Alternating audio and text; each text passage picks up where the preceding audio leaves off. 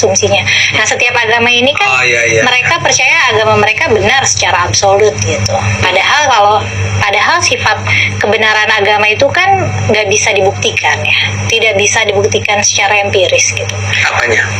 Apanya aja, Tuhannya, konsep Tuhannya nggak bisa, konsep nilai-nilainya juga. Misalnya ada konsep pahala dosa, kita kan tidak bisa lihat apakah konsep dosa pahala ini adalah nyata gitu, nyata konsekuensinya dan hitungannya bisa dipertanggungjawabkan, kita kan nggak tahu. Sebelum yang lebih sulit, ya, Anda menyebut tadi nggak bisa dibuktikan. Menurut Anda Tuhan itu tidak bisa dibuktikan? Tidak bisa. Pembuktian Tuhan itu semuanya personal. Kayak aku percaya Tuhan itu ada karena Tuhan mendengarkan doaku, atau hal-hal lain yang sebenarnya punya alternatif jawaban yang lebih immediate gitu. Misalnya Tuhan itu ada karena menurunkan hujan misalnya. Tapi kan kita punya penjelasan yang immediate kenapa hujan turun gitu lah.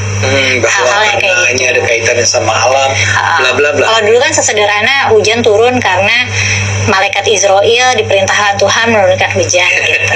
Malaikat Israel Israfil. Jangan sampai salah nih nanti. Mikail. Bentar deh, Jibril, Mikail. Penonton tolong koreksi. Iya benar. Mela ini pasti aku abis nih dirujak nih. Humaila selain membegal Al-Quran juga tidak hafal nama-nama malaikat nih. Manusia itu punya satu kebodohan, di mana kebodohan itu disebabkan oleh Rabtul Asbab Al-Adiyah, mengkaitkan sebab sing biasa-biasa.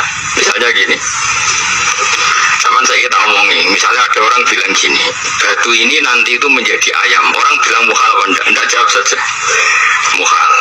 Kenapa bilang muhal? Karena dikira enggak bisa kan? Enggak, jawab saja, jawab satu-satu. Batu ini menjadi ayam, kamu jawab muhal. Alasannya apa? Alasannya tidak mungkin terjadi, apa kamu udah bisa? Sebetulnya karena kamu udah bisa. Udah. Kalau ini nyontok lo tahun Indonesia, nyontok lo ya pelungsu lah. Anak apa? Biji asem nak gini drone apa? Pelungsu ya. Lau biroda karrojul, andai kan orang itu kamu kasih tahu pelungsu ini, biji asem itu, biji pohon asem itu, nanti yang kecil ini suatu saat besar, setelah besar buahnya banyak, tambah besar.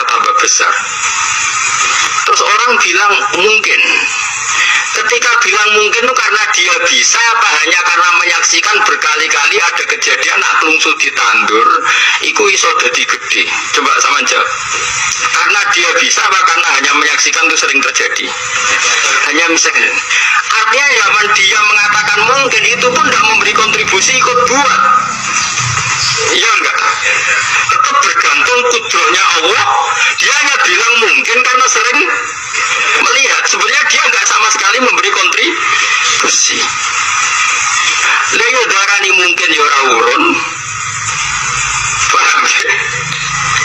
Lalu kenapa dia kecangkeman terus muni wong wis mati dadi lemah gak mungkin dadi manusa meneh. Lho zaman dadi manusa sing wis ngene iki kok mani dene lara malah gawe. Terus muni mungkin mergo sering terjadi, sering roh, sering bersaksi. Berarti sebenarnya manusia itu pakai ukuran dia mampu tidak mampu, apa pakai ukuran bersaksi melihat? Bersaksi. Nah ini kan kita sebagai manusia itu problem. Makanya disebut wakanal insanu zaluman jauh lah, wis goblok aja. Mereka manusia pun harus goblok aja. Makanya saya kemarin diminta ngisi di pondok kajen. Kalau sampean berdebat sama orang ateis atau orang komunis itu gampang saja. Dilatih begini seperti teorinya Quran. Ya nanti saya teruskan, ini saya ulang lagi ya. Andai kan nggak pernah terjadi telur itu jadi ayam, nggak pernah terjadi sama sekali. Telur itu jadi ayam. Terus kamu mengasih tahu orang tadi, telur ini loh nanti jadi hewan yang hidup terus terbang. Mesti dia bilang muhal, mau benda mati kok nanti jadi benda hidup yang terbang ngalor ngidul. Berhubung sering terjadi dan dia pun tidak ikut bikin, bilang mungkin. Paham? Saya ulang lagi ya. Berarti dia bilang mungkin karena sering apa? Terjadi dan dia lihat. Andai kan pertama kali gak ada telur sama sekali yang jadi ayam, terus pengalaman pertama di dunia belum pernah terjadi. Kamu kasih tahu telur ini nanti jadi ayam terus terbang. Orang ini bilang muhal enggak? Muhal. Berhubung sering terjadi bilang enggak? Nah berarti kita nanti bangkit dari kubur gampang saja bagi Allah. Cuma belum pernah terjadi kamu mengatakan muhal. Nah, makanya otak kita harus dibenahi. Kalian jogeman percaya yang pernah kita lihat, yang sering kita lihat. Percayalah dengan akal, tapi akal waras. Karena waras itu serempet, tatanannya wangil. Makanya Islam itu melatih. Qul falillahil hujjatul baligha. Misalnya begini ya, dulu kalau Gerwani atau PKI atau siapa saja lah, itu kalau melatih anak-anak TK, makanya seorang ulama harus punya kecakapan penjelasan ibanatul ahkam. Itu anak-anak kecil dilatih, anak-anak kamu terpejam, mintalah manisan sama Allah. Ya Allah, saya minta manisan, saya minta permen. Terus disuruh buka, dapat nggak anak-anak? Nggak dapat bu. Wah, berarti Allah nggak ada. Sekarang minta sama bu guru. Bu guru kami minta permen dikasih. Berarti yang ada bu guru bukan Tuhan gitu. Akhirnya jadi gerakan ateisme. Nah sebetulnya untuk melawan gerakan itu kita harus melatih begini, misalnya gini. Saya itu pernah ketemu sama orang yang berpikiran komunis. Oh komunis juga. Dia nantang saya gini, Pak, pokoknya saya nggak bisa nerima konsep Tuhan sebelum Anda bisa menjelaskan kenapa ada Tuhan. Jadi, pucuk kok ini. Nah, aku ngerti aja, saya cerdas ini tetap cerdas aku yakin tetap cerdas aku. Saya selain raine seram meyakinkan, tapi pikir tetap cerdas. Kalau itu kan orang Quran, gitu. Dia punya pikiran panjang. Mungkin di antara orang Islam kita ini tidak punya kecakapan menjelaskan. Tapi kalau orang sering baca Quran, apalagi dia ngaji tafsir ya, yang waras, maksudnya waras lah. Serapati seneng duit, barang ini penting ya. Kalau seneng duit, mari goblok. Yakin ulama seneng duit, mari goblok, tak jamin. Umpama alim kelas B, kelas C gak bisa, tahqiq gak bisa.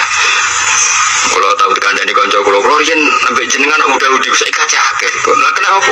Cok seneng duit bro. Duit itu masalah bagi ulama. Orang duit itu masalah kan ya. Maksudnya rasa seneng tapi udah terus gak duit.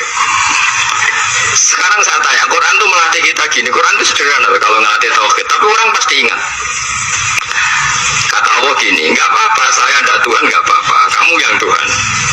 Tapi buktikan kalau kamu Tuhan. Caranya gimana? Am khalaqus samawati wal ardi. Ya nggak apa-apa, kamu yang Tuhan nggak apa-apa. Tapi buktikan kalau kamu menciptakan langit, bumi. Mereka pasti ikrar. Ya tidak mungkin saya menciptakan bumi. Saya lahir sudah ada bumi. Yesus lahir sudah ada bumi. Nggak mungkin Tuhan. Terus Tuhan membuat pertanyaan kedua, am khuliqu min ghairi syai'in. Ya sudah, kalau saya ada Tuhan, lalu nggak ada Tuhan, berarti alam raya ini tercipta oleh sesuatu yang nggak ada. Aneh nggak? Misalnya sebelum alam raya ini nggak ada Tuhan, berarti sebelum alam raya ini kan adanya nihilisme, sesuatu yang nggak ada. Kemudian sesuatu yang nggak ada menjadi penyebab sesuatu yang ada. Aneh nggak? Lumayan aneh. Sesuatu yang nggak ada itu mestinya kan nggak bisa ngelabeti, nggak bisa berfungsi, nggak bisa ada gunanya. Oh jenenge rawono itu marai popo. Rawono kok jadi sebab. Sesuatu yang menjadi sebab itu yang wujud apa yang nggak ada? Yang wujud. Saya takut. Nah kalau nggak ada Tuhan, berarti alam raya ini lalu sebabnya apa? Ya dari ketiadaan, lalu tiada itu menjadi sebab. Yang tiada kok jadi sebab tekem itu. Mikir. Di mana-mana yang sebab itu harus barang yang wujud. Nggak boleh tiada kok jadi sebab. Ini kan jadi aneh, sesuatu yang tiada menyebabkan sesuatu yang ada.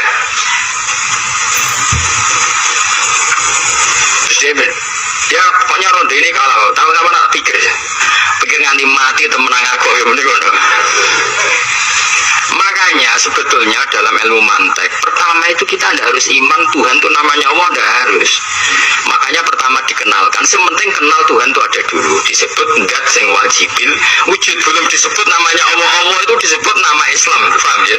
Saya ulang lagi, Allah disebut itu nama Islam. Tapi kalau penemuan akal hanya sampai kita ini butuh zat sing wajibil wujud, sing menjadi penyebab semua alam raya ini. Di bahasa Arab disebut musabbibul asbab. Belum menyebut apa musabbibul asbab. Islam pun pertama Iqra turun ya nggak nyebut Allah. Iqra bismi rabbikal ladzi khalaq, khalaqal insana min 'alaq. Iqra wa rabbuka. Tuhan itu siapa? Yang mencipta. Nah, yang mencipta ini oleh syariat Islam disebut Allah. Tapi dalam logika yang penting gue kenal ono musabbibil asbab. Pastikan bahwa alam raya ini yang wujud pasti disebabkan sesuatu yang ada. Nggak boleh barang wujud kok diciptakan oleh sesuatu yang tidak ada. Yang gendeng orang barbar barang rawono mbok sifati al-khaliq. Segala langit bumi apa? Pencipta. Penciptanya apa? Sesuatu yang tidak ada. Gue ikhlas diutak, mulai gue ikhlas tora ya. Gak gue ikhlas tora diutak, mulai gue ikhlas tora. Gue belum jadi bodoh nih, belum ya. Buatan nikmat mulai jadi nikmat batin. Mulai sering sumpah nang kalimat la ilaha